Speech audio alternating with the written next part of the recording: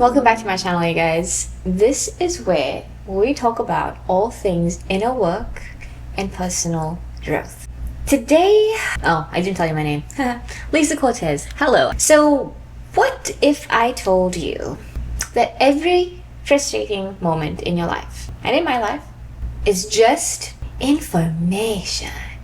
Every moment that is frustrating in our lives is simply information. So there is a formula that's been around for a long time. Now, I did try to see if I could find out who started it. I believe it was very much associated with Jack Canfield, the co-creator of the Chicken Soup for the Soul series. But it also got really popular with corporate work and coaching. But essentially it's this formula that says E plus R equals O. If you guys are reading it, E plus R equals O. Event plus response equals outcome.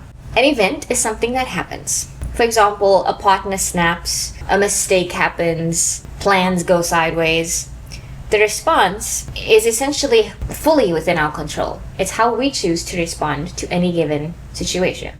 So, do we pause before reacting so that we can respond, or do we just react, sort of thoughtlessly? And then, of course, the outcome. The outcome is really just what happens based on the way we chose to respond. Every event, whether on the surface level it seems good or bad is really irrelevant, but any event is just information. How we interpret it is where our power comes in. For example, if your friend forgets to text back, instead of seeing it as like, oh, she's mad at me, or oh, she's neglecting me, you now see it as data. And the information then is, well, she must probably be busy or distracted. Or, you know, that thing where you like respond in your mind. Sometimes that happens. Instead of going, oh, she didn't respond, she must not be happy with me, or she must have not liked what I said, or she is probably busy with other friends and isn't as excited about my message, right?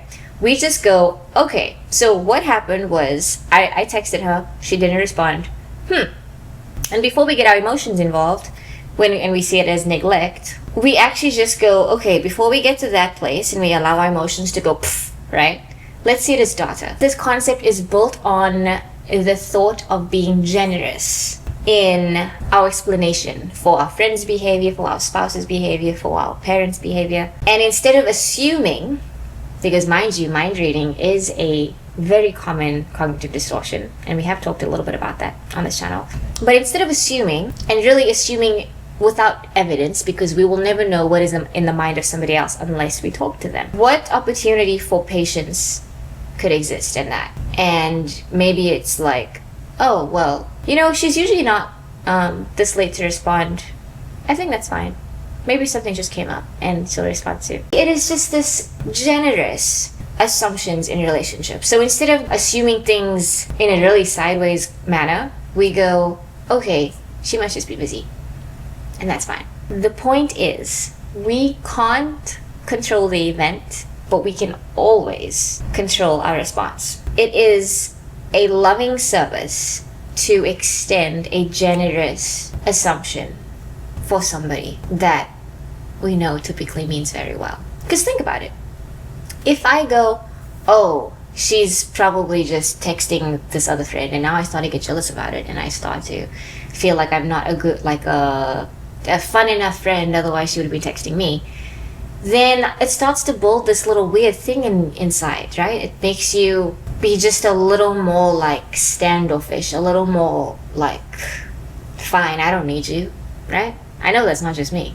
Instead of that, we now offer the relationship something healthy, healing, and generous to actually support it moving forward, instead of just thinking the worst about the person or jumping to the worst conclusion in the situation and really just stressing ourselves out and actually hurting the relationship, because now we are just going to react rather than pause to think how we should respond. If you want to bless the relationships in your life, the friendships in your life, let's both learn to extend the most generous conclusion assumption when weird things happen, and think better, not worse, about the people we say we love.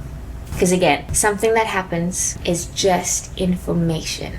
and we get to decide how we want to move forward with that. So, if you enjoyed this and if you found any thought-provoking points or something that you want to take away, then please, let's hang out again, like and subscribe. And I'm looking forward to catching you again